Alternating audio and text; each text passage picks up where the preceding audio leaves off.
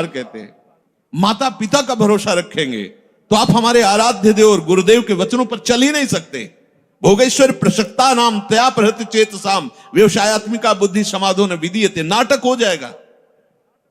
अगर ऐसा होता तो रघुनाथ दास गोस्वामी जी जगन्नाथ जी में अखंड भंडारा शुरू कर देते। हलवाई भेजे थे, रुपए भेजे थे, दोनों पिता जो भाई थे बड़े अरबपति खरबपति उस समय थे, मजूमदार पदवी उनको प्राप्त थी, पूरा राजा महाराजाओं जैसा नहीं।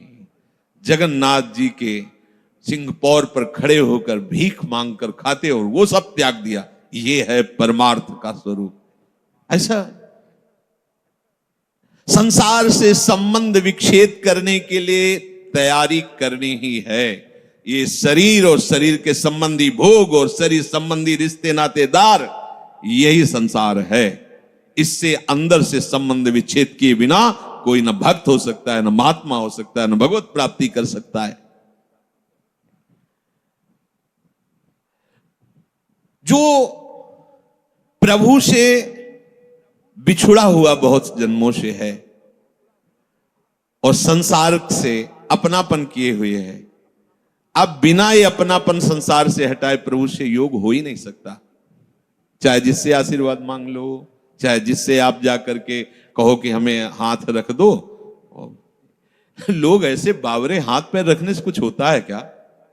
कुछ नहीं होता। बड़े बड़े सिद्ध महापुरुषों के दर्शन हुए जो ब्रह्माकार वृत्ति में, उनके जब वचन सुने तो केवल साधन पक्ष की बात की है। आप अपने भजन पर अधिकार रखो, केवल आप अपने संयम नियम पर अधिकार रखो, अपनापन प्रभु से रखो, बस यही आशीर्वाद है कि तुम्हारा साधन बन जाए, तुम्हारा उपासना में मन लग जाए, ये आशीर्वाद है। अगर इसमें नहीं लगा तो कोई आशीर्वाद फलीभूत नहीं होगा। ये सब भ्रम की बातें छोड़ दो। नौटंकी नाटक अलग चीज है। ये ले उसे संतरा और हाथ सहला दिया और लिफाफा रख दिया, ये नाटक तो बहुत बढ़िया हो सकता है, लेकिन ये आशीर्वाद मत समझना।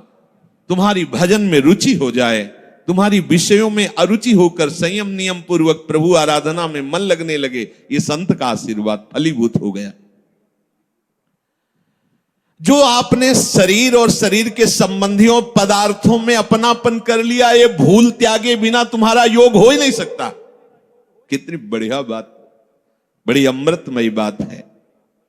और जब आप संसार से वियोग करोगे तो प्रभु से योग स्वाभाविक हो जाएगा, करना नहीं पड़ेगा, क्योंकि वो हमारे हैं।